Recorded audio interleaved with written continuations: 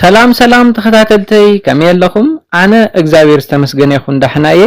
ኣብ ናይ ለማዓንቲ መደበይ ናይ ሓበሻ ደቂ ኣንስትዮ ዝፈትወኦ ናይ ጾታዊ ርክብ ፖዚሽን ሒዘልኩም መጽ ኣለኹ ብፍላይ ኣብ ሓበሻ ኣብ ጾታዊ ርክብ ዝተደጋገመ ዓይነት ናይ ጾታዊ ርክብ ፖዚሽን ከም ንጥቀም ይፍለጥ እዩ እዚ እንታይ እዩ እታ ጓል ኣንስተይቲ ብታሕቲ ደቂሳ እትወዲ ብላዕሊ ኮይኑ ዝግበር ናይ ጾታዊ ርክብ ፖዚሽን ዓይነት እዩ እዚ ፖዚሽን ብኣብዝሓ ፍቁራትን ብኣብዝሓ ሰብ ሓዳርን ዝምረጽ እዩ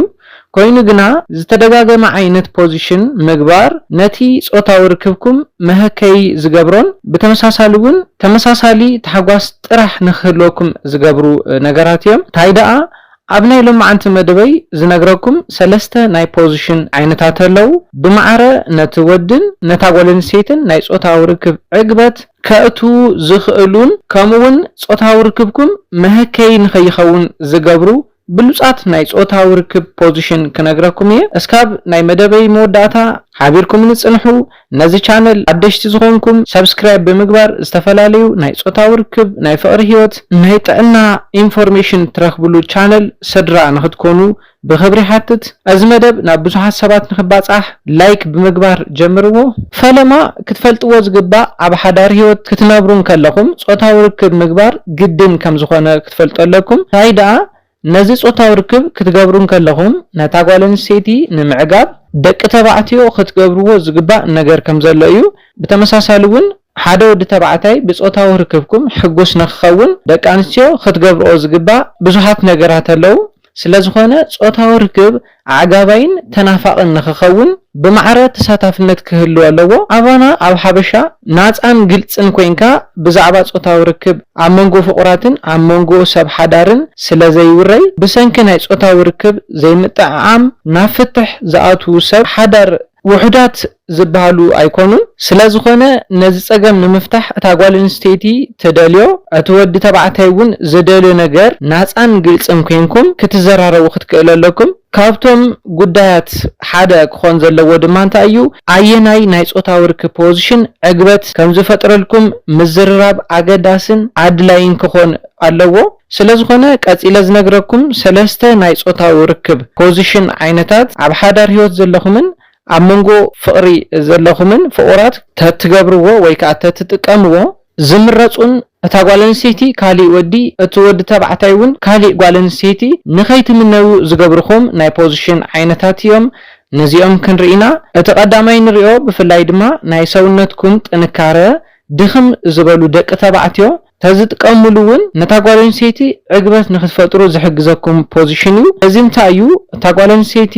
ብጎና ደቂሳ ሓደ እግራ ጥራሕ ሓፍ ኣቢላ እቲ ወዲ ተባዕታይ እውን ብጎኑ ኮይኑ ዝግበር ናይ ጾታዊ ርክብ ፖዚሽን ዓይነት እዩ እዚ ፖዚሽን ዝተፈላለዩ ጥቕምታት ይህበኩም እዩ በዚ ፖዚሽን ጾታዊ ርክብ ኣብ ትፍጽሙሉ እዋን እቲ ዋና ጥቕሙ እንታይ እዩ ክልቲኹም ገጽ ንገጽ እንዳተረኣኣኹም ብጎንኹም ደቂስኩም ጾታዊ ርክብ ክትገብሩ ከለኹም ከም ድሌትኩም እንዳተረኣኣኹም እንዳተሓቋቆፍኩም ሰውነትኩም እንዳተነኻኽአ ንኽትገብሩ ይሕግዘኩም እዩ ብተመሳሳሊ ድማ እቲ ወዲ ነታ ጓል ኣንስተይቲ እንዳነኻኽአ ከናፍራ እንዳሰዓመ ኣጥዋታ እንዳነኻኽአ ውርድ እንዳበለውን ናይታ ጓል ኣንስተይቲ ስምዒት ዘለዓሉ ናይ ብልዕቲ ክፍልታት በጻብዕቱ እንዳነኻኽአ ናይ ጾታዊ ርክብ ዕግበትን ተሓጓስን ንምውሳኽ ዝሕግዘኩም እዩ እቲ ካሊእ ድማ ናይቲ ወዲ መትሎ ብጣዕሚ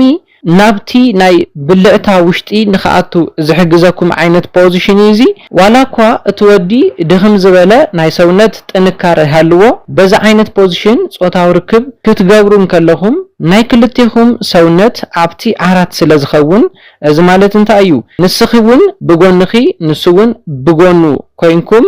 ናይ ሰውነትኩም ክብደት ኣብቲ ዓራት ስለ ዝኸውን እቲ ወዲ ዝሽከሞ ምንም ዓይነት ናይ ጓል ኣንስተይቲ ሰውነት ስለዘየለ ኢነርጂ ሴቭ ክገብር ይኽእል እዩ እቲ ኢነርጂ ሴቭ ዝገበሩ ድማ ንጾታዊ ርክብኩም ብምውዓል ተናፋቕን ኣዕጋባይን ጾታዊ ርክብ ንኽትገብሩ ይሕግዘኩም እዩ እቲ ካልኣይ ንሪኦ ወሳኒ ዝኾነ ፖዚሽን ድማ እታ ጓል ኣንስተይቲ ብሕቆኣ ደቂሳ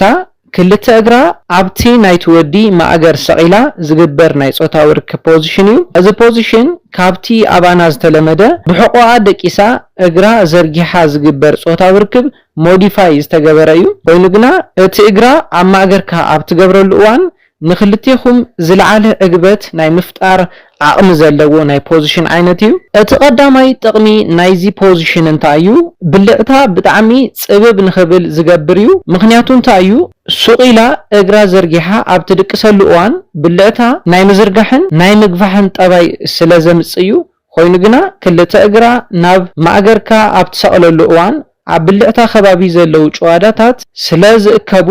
ብልዕታ ጸቢብ ንክኸውን ይገብር እዩ። ናይቲ ወዲ መትለውን ናይታ ጓል ኣንስተይቲ ሙቐት ንኽስምዖ ብምግባር ልዑል ዝኾነ ዕግበት ንኽልቲኹም ክፈጥር ዝኽእል ናይ ፖዚሽን ዓይነት እዩ። ነታ ጓል ኣንስተይቲ እውን ጂስፓት ንብሎ ናይ ብልዕቲ ክፍሊ ብቐሊሉ ክንካእ ዝገብር ናይ ፖዚሽን ዓይነት እዩ። ስለ ዝኾነ ድማ እዚ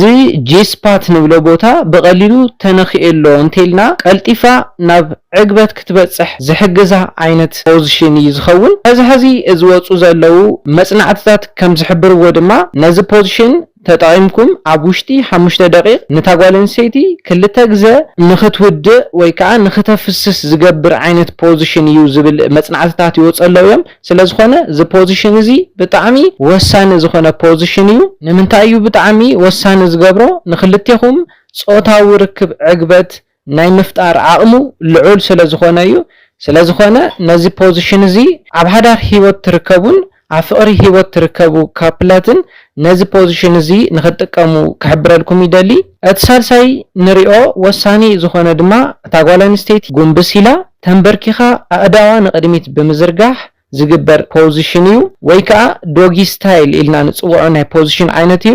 እዚ ፖዚሽን እዚ ንእሽተይ መትሎ ንዘለዎም ደቂ ተባዕትዮ ዝምረጽ ዓይነት ፖዚሽን እዩ። ብዙሕ ዝበለ ጥቕሚ ይህብ እዩ። ዝህቦ ጥቕሚ ድማ እንታይ እዩ? ብልዕታ ብጣዕሚ ንደገ ንኽወፅእ ስለ ዝገብር ዋላ እኳ ንእሽተይ ምትሎ ይሃልኹም ናይ ብልዕታ ክፍልታት ማለት እውን ጂስፓት ሲስፓት ኢልና ንጽውዖም ናይ ብልዕታ ክፍልታት ብቐሊሉ ንኽትነኽእወን ዝሕግዘኩም ዓይነት ፖዚሽን እዩ። እዘን ቦታታት ወይ ከዓ እዚ ስፓት እዚ እንተተነኺኡ ድማ እታ ጓል ኣንስተይቲ ብቐሊሉ ናብ ዕግበት ንኽትኣቱ ዝሕግዛ እዩ ዝኸውን። ስለ ዝኾነ ነዚ ፖዚሽን